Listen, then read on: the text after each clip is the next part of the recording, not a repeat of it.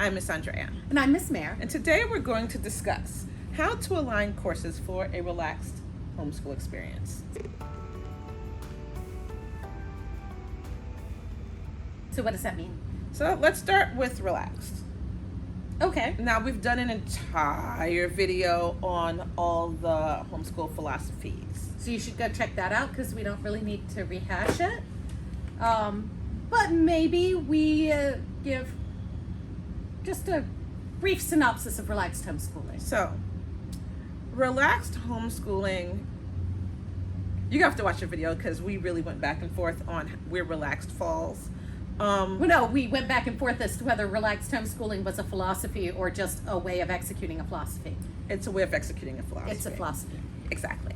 And so the way relaxed homeschooling works is you teach in a way that doesn't overburden or frustrate the child. At the end of the day, Right. To me, that's what it means. Right. Mm-hmm. So kind of in some ways the opposite of traditional schooling. Yes. However, You you can be a classical homeschooler and still have a relaxed philosophy. can. Well, and also, if you're new to the channel and this is your first experience with our conversations, then you know that we are very aligned to the college prep mentality. Very. And so while we were discussing relaxed homeschooling today, and even if we discuss unschooling, any of those other kinds of, we're going to tell you how to do that and gear it toward getting a student into fairly difficult colleges to get into. Right. If that's the goal. And so how do you make sure the child is going to get into Harvard and still give them relaxed experience? Right. And that's kind of Not frustrating them. Yeah, and that's kind of the point. And it is to align classes. It is. So So I guess that's the next definition Yes. is aligning classes. Right. Are you looking at me? No, this is my Okay, favorite go topic. for it. This All is my right. favorite topic. So I truly do believe that we have created a system where classes are being taught in this very segmented way. You have to have your language arts, you have to have history, you have to have your science, you have to have your math. And so these things, once we split them apart, which is what the colleges are going to expect, right? They're going to need a transcript that lists out each of these core subjects as separate individual classes. Usually. Most colleges Mostly. will. There are a handful of homeschool-friendly colleges I've that... submitted portfolios in the way that I do it, and no one's really balked much. I may have Well, had to go back and explain something. Even then, the way that you do it lists out in what that college admissions officer is expecting to see. Like, okay, we did this, but it covered this, and this. Right. So, at the end of the day, from an educational standpoint, the system, everything that we exist in right at this moment as it is, they expect this list of core curriculum. When you're teaching that core curriculum in a relaxed homeschool environment, you're not going to separate it out. Right. And you shouldn't be separating it out because that's, not only does it make for a better educational experience to combine your core subjects together, it also takes a lot of the stress off of the kids that are learning. So when we started our homeschool program, we started with history, with language arts integration. So how do you integrate language arts into history? Oh, this is such low-hanging fruit, though, because this is the most obvious combination Well, let's there do is. the obvious, and then you can go for the That's fair. high-hanging fruit. No, that's fair. That's fair. We picked language arts and history because that so naturally nests together. And so what that might look like. Last year we taught modern history. Again, we teach in a classical model, so we're teaching history all 4 years. Another thing I think our current education system gets wrong. We're teaching history all 4 years. So last year we did modern history. Part of modern history is World War I, right? So we're teaching to our students, we're teaching them U.S. history, because that's something colleges are going to look We for taught on two their histories at transcript. the same time, so we kind of did something really wild. We taught 2 histories and the language arts all at once. all at once. So Explain that. the kids came in, they did U.S. history in the morning. They would get all of the stuff that's happening from the American perspective and what's Yes. happening in the United States. And then the afternoon, they would come back and they would get the same time period, but looking at it from a global perspective. So now we're in Europe, now we're in Asia, now we're on the other side of what's happening that's not American centric. Right. World War I, for example, our president wanted no part of it. Right. And so from an American perspective, they're seeing the things that the president wrote where he just didn't want to touch it, and we're seeing propaganda from the American side and just how we just wanted to be very hands-off with this war. But then we're seeing and so then what's happening in Europe on the other side. World War I being the first like real total war, and by total war we mean the politicians are fighting using propaganda, they're using messaging, they're limiting what the media can and can't publish. And here comes your language arts. So there's also now a unit on British poetry that nests in with what's going on in World War I. And why do you teach that together? Is you have battlefield poets writing the poetry of World War I, and that is one, this emotional outlet because they're being exposed to the horrors of war. World War I was really quite brutal, and so soldiers on the field, this is a coping mechanism for them, but also this is how information's getting back to the public about what's actually happening in the war. Propaganda is controlling. Because the governments of the Allied forces are controlling that information, and so you've got, them shaping this narrative so that the people don't abandon this idea of war, and so that they're able to see it through to the end. But now you have these soldiers on the front lines writing poetry, and that's coming back home, and it has the real details of what's happening actually on the battlefield. It's sharing this information back with the general public. And so that's how you've got kind of this circumvention around the government control of information. And it's really rebalancing how the world's working, because you have these two forces within the British government, within the British society, within the British civilization. You have the government that's trying to maintain this balance over here, but then you have the people who are like, but we're not going to let you be that controlling of our lives. We're going to find ways around that, without it being espionage necessarily, though some of it could be construed that way. And so that's all the conversations that we're having. And so we're doing these 3 different classes, having the same kinds of conversations and pulling and teasing things apart and seeing how it all works together. Right. And so kids will be like, why did we do history all day? And it's just like one day a week of what feels like history all day. But at the end of the year, when I hand it back to the parents, they're like, 2 credits of history and a credit of language arts? Cool. But the kids, the most pain the kids felt like was, we've been doing history all day. It's one day a week you're going to live. But the pain they didn't have was, okay, I have to know this American history. Oh, and another time I have to learn this world history, and another time I have to learn this literature. It's just all so encompassed that it feels natural. Where what's not natural is to teach maybe just American history and then teach British Lit the same year. Right. Why would you do that? Right. That's cruel. Right. There's nothing to compare. There's no context. It's just these 2 completely unrelated things. And it just doesn't make sense to throw both of those things at a child at the same time. Right. Or why are we teaching World History 1? If you follow the AP model, they split World History into 2 years. That's in another video. We have that. It's on our channel. Because we talk about how we study history. If you want to check that one out. But why would you be studying World History 1, which is prior to modern history? Right. And be reading Mark Twain? It doesn't make any sense. If you're going to read Mark Twain, you read Mark Twain with American history. In that time period, because then you understand what are the circumstances that this piece of literature is being written inside of. What are the reactions to this literature at the moment? Why does it become enduring later? What is it telling us about the history of the time? And what does the history tell us about this work? And so, to me, that seems like such an obvious combination. And it is, and that's kind of how we came across it naturally, and that's why it's technically low-hanging fruit. Give us some high-hanging fruit. So when you ladder fruit. start actually kind of thinking through different things that you could combine, all of the sudden possibilities become kind of endless. And so largely at this moment in history, there's a huge focus on STEM teaching, right?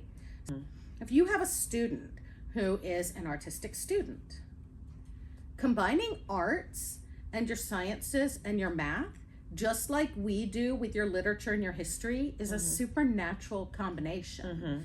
So, for instance, if you have a chemistry class, you should probably be taking chemistry in conjunction with Algebra 1, because those are the maths that you're using as you go through chemistry experiments.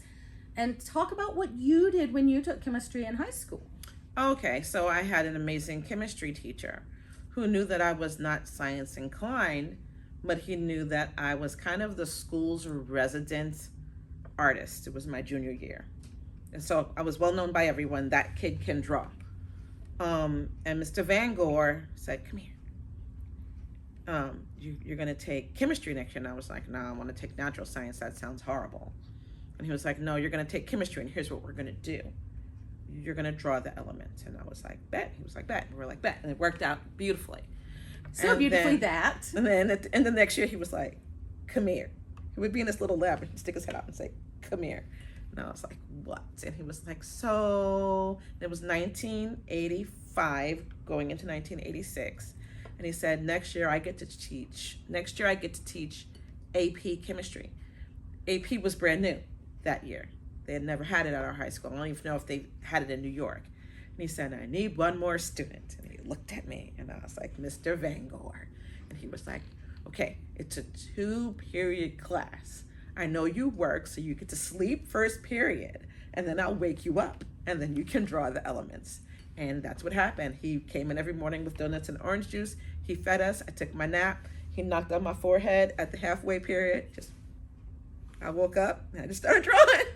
And I actually understood chemistry at a level that maybe some other kids didn't get. Maybe I couldn't do all the math, but I definitely understood elements and how they worked. And so, by combining that with art. Right.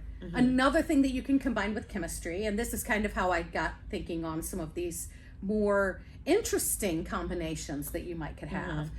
I've been doing some courses with a friend down in Atlanta on bonsai pottery, because I have a fascination with tiny trees and I love pottery, and so it's a thing. So the last time that I went down there, I had the opportunity to actually mix my own glazes, which is in and of itself part baking, part wizardry, and part chemistry, and knowing what the different things to go in there. And it's not a super exact science, which actually leaves it a really ripe field for experimentation, because even the slightest change, whether that's in temperature, in time of cooling, and there's so many different factors that go into what happens in those chemical reactions. It's actually a great experimental field, and learning how to take the notes of things like that. So if you have somebody who's a very tactile artist, then you have a ton of chemistry happening in pottery. You have the chemical reactions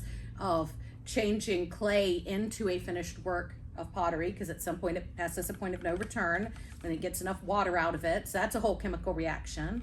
And then, playing with the different kinds of glazes. That in and of itself is a chemistry course. And, by the time you get done understanding all of that, now you have a child who's passionate about something like ceramics. They're getting to pursue what they love, but then they're also doing education at the same time. Right. So things you can align. What sticks out to me in this moment is Boy Scouts and social studies. Yeah. Because all those badges are all social studies. That's also your and health or curriculum. physical fitness. I was going to say phys ed and health. You're also getting those. So if you have a scout, a lot of the things that your child needs is going to come naturally. You'll just have to do like the American history and the world history, but all the social studies, especially through all the lower grades, will be done. So theater can be an excellent companion to math for sure, because Go Why ahead. are you looking at No, me like that? I'm making connections. Go ahead. Like you didn't I was like, do this wait, and to, oh. yeah, your daughter. You Right. did this to your daughter. Right. So when you're doing set design and building, Mm-hmm. that's all geometry. It When is. you're doing costuming, that's all geometry. It is. So you start combining things like that, and Mm-hmm. now you have an extra math credit. Yes. Something that we started doing naturally is choosing a play each year that aligns with our history. So we're kind of eyeball deep Mm-hmm. in all of the combining of every kind of history, language, art thing we can. Mm-hmm. For instance, this year we're teaching ancient history. We're in the process of publishing that curriculum as we're teaching it this year. So it's coming out roughly a book a month. We have a couple of books that are already A booklet a month. We're scaring them. A book Well, a month it's- sounds horrifying. They're little. They're little booklet. books. It's a They're booklet. little books. And they're intended. They have 4 lessons each, and so they're intended to be done 1 lesson a week. It's really far more manageable than it sounds like it is. But we're teaching ancient history this year, and we're doing that then in conjunction with our 2 theatrical shows. We've got one coming up here in October that is Worlds Collide. It's an original play that's based on a whole bunch of different type of mythologies from throughout the ancient world. It's hilarious and fantastic. And then in the spring we're going to do Julius Caesar by Shakespeare. Yes. And because we wrap up the ancient age with the fall of the Western Roman Empire. Right. And so it's really cool because the kids aren't just learning history, but they're learning the experience of the people in that time. It just makes it so much more fascinating. It just makes it so much more fascinating to them, and it makes them want to read more. It does. And so We've had several students who come to us and they're like, Shakespeare again. And now some of them are the most devoted volunteers at Shakespeare Tavern down in Atlanta. And they're all like, I would so much rather do Shakespeare than Alice in Wonderland. That may have been said last year. So we've talked about some things that you can combine. And we've talked about we want to create this relaxed homeschooling environment that doesn't frustrate the kids. Right. Well, when we're combining, everything just kind of turns into a large unit study, which is just so much more relaxing. It can. Than. But there are some challenges to this. Yeah? Okay, sure. So if you want to not frustrate your student, at the moment, I'm sorry, you're probably going to have to do the legwork yourself. We're in the process of writing the history language arts curriculum, so that you could just use straight out of the gate, and it's already done for you. Yeah. But I mean, the work is definitely on the parents to make sure these things are aligned. Does this information exist online if you look for it? Sometimes. But we've just got 20 years of experience here and a bunch of years of experience here.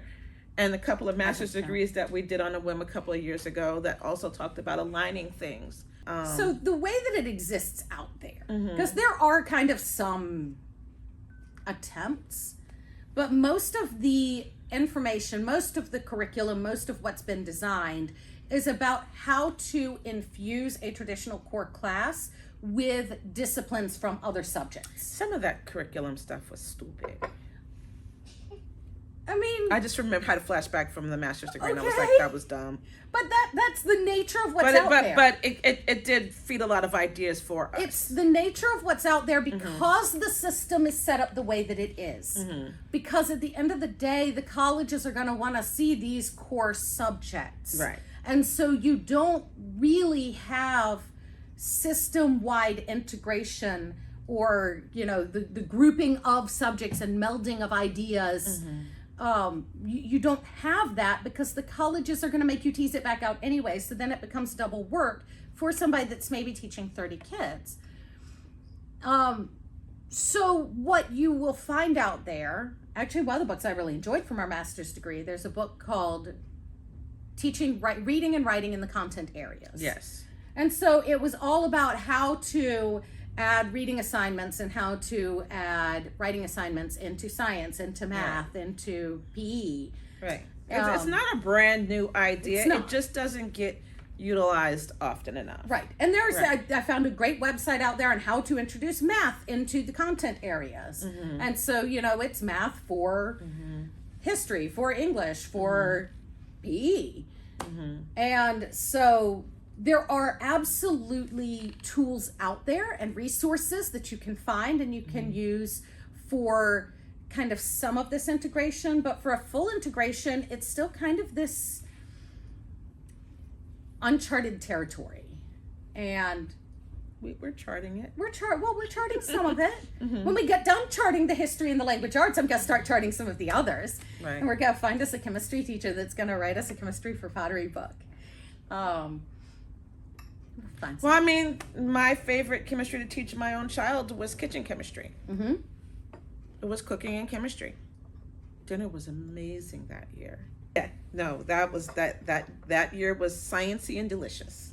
Yeah, it was great. So just be forewarned, you are doing some extra work on the front end to actually combine your subjects. Then you're also going to probably do some work on the back end so that you can Piece it back show. apart. And when you write that portfolio, when you create that portfolio for your student, make sure that you're showing, yeah, we did in fact have. It's for really not language that arts, hard. for science, You just need for a math. table. You make a table. Say you're going to combine two subjects. You make a table. You put the weeks down one side. You put subject, and you just start this. You just We list. covered this topic here. We covered this topic here. Yeah, and Fill in just make sure however that they many all align. subjects. It doesn't have to just Like be when two. It when can be we're multiple. doing literature on top, yeah, you can. You can go for broke and do 5, but that's hard. When you're doing history and literature, you say, okay, this week we're studying World War II. We can do Diary of Anne Frank. If you're doing American history, if you're doing Reconstruction, or actually pre-Civil War, you want to read Mark Twain. It's a little jarring, but it's how people thought and spoke. It's how people thought spoke. You know, and it's interesting because Mark Twain's very much about the relationship that a young white boy had with a black man. His grammar was jarring, but the relationship was pure. Ooh. But We need to somehow pull this back on the course. The people need to know. So yeah, I mean, in any historical period, right after World War I, there's so much literature on the Dust Bowl. Did I get that correct? Did I get that timeline correct? Yay! Yes. Yeah. And the Great Depression, the big sad, as my students like to call it. So as you're reading through history and you're teaching certain histories, if you can give them a novel of someone's experience, that just enriches it. And they become less frustrated because now they don't really have to remember all those names and dates. They know the story. We should probably talk about why. Why would you want to combine your courses to align them together? Like, what are the benefits of it? So number one, it's going to be easier to understand the information. It's easier to teach. It's easier to teach. So instead of dividing focus, when a student is focused, when everything is on this time period, this topic, this subject, whatever it is, every different aspect that you throw in there is going to reinforce the ideas before.